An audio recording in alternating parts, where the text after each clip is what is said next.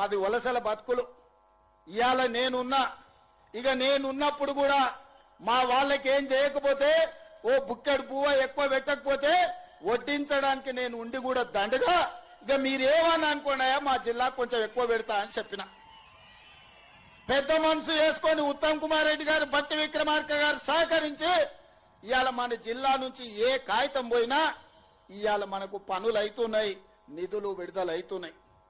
ఇంతకుముందే ఎన్నమైండు అనిరుద్ధ్ చెప్పినట్టు జైలు కట్టాలని వాళ్ళు అనుకుంటే, మా పిల్లలు చదువుకొని ఇంజనీర్లు కావాలి, లాయర్లు కావాలి, డాక్టర్లు కావాలి, ఐఏఎస్లు కావాలి, ఐపీఎస్లు కావాలి, ప్రజాప్రతినిధులై దేశాన్ని ఏలాలని IIITతో పాటు యంగ్ ఇండియా ఇంటిగ్రేటెడ్ రెసిడెన్షియల్ స్కూళ్లు, ఇంజనీరింగ్ కాలేజీలు, మెడికల్ కాలేజీలు ఇవాళ మన జిల్లాకు మంజూరు తెచ్చుకున్నాం.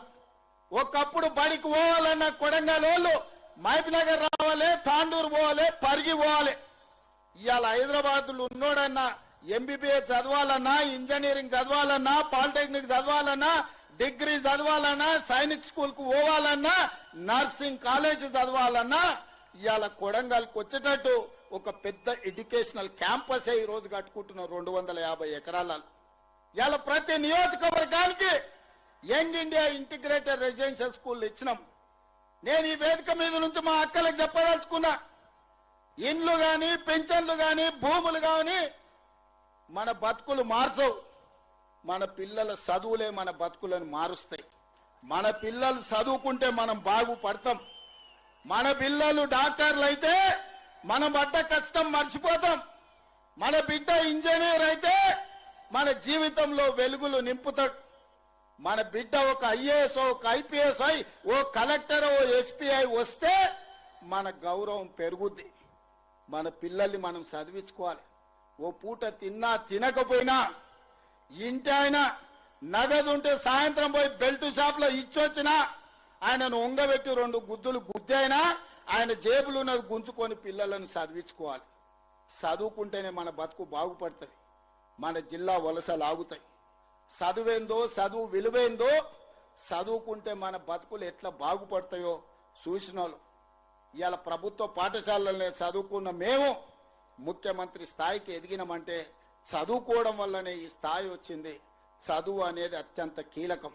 అందుకే ఈ జిల్లా వలసలు ఆపాలన్నా, మన పిల్లలు చదువుకోవాలన్నా, మన రైతులు బాగుపడాలన్నా, మన ఆడబిడ్డలు తలెత్తుకొని గౌరవంగా బతకాలన్నా పాలమూరు జిల్లా సస్యశ్యామలం కావాలి. ప్రతి ఎకరాకు నీళ్లు ఇవ్వాలి, ప్రతి ఊర్లో బడి ఉండాలి.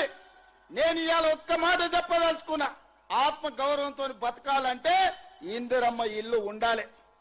ఇవాళ మన జిల్లాలో హనుమాన్ల గుడి లేని తండా ఉండొచ్చు, గూడెం ఉండొచ్చు, గ్రామం ఉండొచ్చు. హనుమాన్ల గుడి లేని తండానన్న ఉండొచ్చు, గూడెమని ఉండొచ్చు, ఊరన్న ఉండొచ్చు. కానీ ఇందిరమ్మ ఇల్లు లేని ఊరు లేదు. నేను గుండె మీద చేసుకొని నేను చెప్తున్నా. ఈడ వేలాది మంది వచ్చారు. నేను సూటిగా BRS కి సవాలు విసురుతున్నా. ఏ ఊర్లో నువ్వు డబుల్ బెడ్రూమ్ ఇల్లు కట్టినవో బిడ్డ గానే నువ్వు ఓటు అడగాలి. ఏ ఊర్లో నేను ఇందిరమ్మ ఇల్లు కట్టిందో గా ఊర్లో నేను ఓట్లు అడుగుతా. నీకు డిపాజిట్ వస్తే నా పేరే మార్చుకుంటా. మీద బతుక డబుల్ బెడ్రూమ్ ఇల్లు ఇస్తామని, దళితులకు 3 ఎకరాల భూమి ఇస్తామని, KG to PG ఉచిత విద్య ఇస్తాని, ఉద్దర్నాపూర్లో మునిగినోళ్లకు ప్రభుత్వ ఉద్యోగం ఇస్తాని నోరు తెలిస్తే అబద్ధాలు చెప్పి ఇవాళ మేము పనిచేస్తుంటే కాళ్ళలో కట్టబెట్టి అడ్డం పడి మా పాలమూరు అభివృద్ధిని అడ్డుకుంటావా? మా పాలమూరు బిడ్డలు మంచోళ్లే. మట్టి పని, తట్ట పని, పార పని, పలుగు పని అన్ని పనులు చేస్తాం. అడ్డం వస్తే నీ పని కూడా చేస్తాం.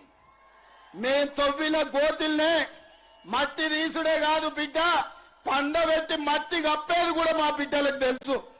నువ్వు అనుకుంటున్నావేమో ఈ జిల్లా ప్రజల అమాయకులు 2009లో మోసం చేసినట్టే మళ్ళోసారి మోసం చేద్దాం అనుకున్నావని. నిన్ను మొలక కూడెత్తనీయం బిడ్డ. ఈ జిల్లాల ఈ వేలాది మంది సాక్షిగా పాలమూరు బిడ్డగా చంద్రశేఖరరావు రాసి పెట్టుకొని ఈ డైరీలో పాలమూరు జిల్లాలని జెండాను ఎగరనీయం, గద్దెలు దిగాలే, దిమ్మెలు గూలాలే. ఈ పాలమూరు గడ్డ మీద నీ గుర్త ఇక మర్చిపో, నీ గుర్తు నీ ఎమ్మెల్యే అనేది గతమే.